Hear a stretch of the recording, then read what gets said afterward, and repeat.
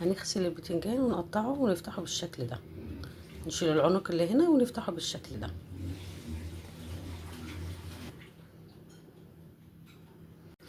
انا عندي هنا الزيت قدح، بسم الله. هحط في البتنجان اللي انا فتحته.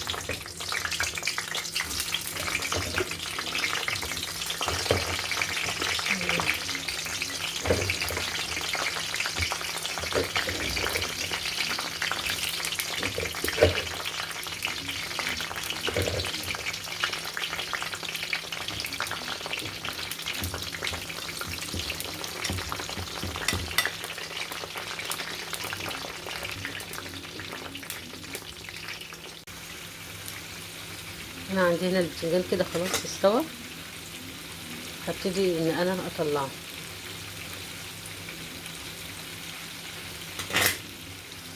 هنا معايا تتبيله البتنجان، ثوم وفلفل وليمون وملح وكزبره وبس كده. هاخدهم بقى على الكبه اضربهم وارجع لكم تاني.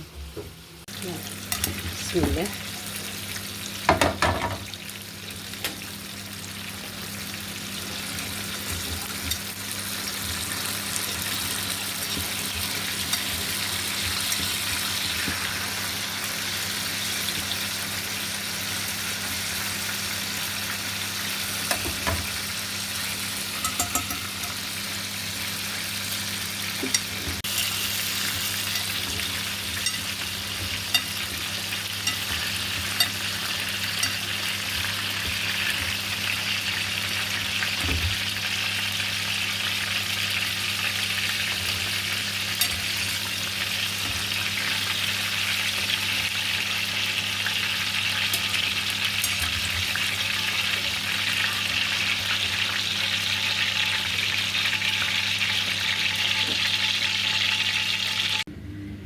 معايا هنا التتبيله بعد ما فرمتها في الكبه، احط عليها خل وكمون، وكده التتبيله بتاعتنا جاهزه عشان نحيق البتنجان.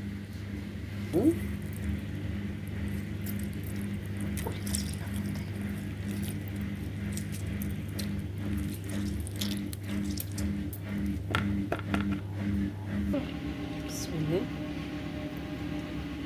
كده حيق المخلل بتاعي كده.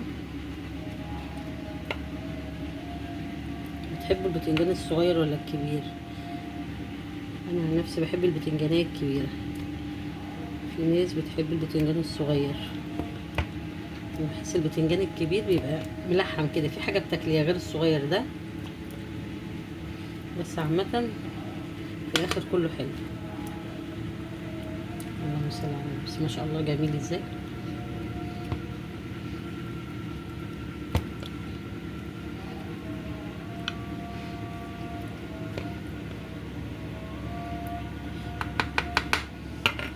اخلص باقي الكميه وارجع لكم تاني.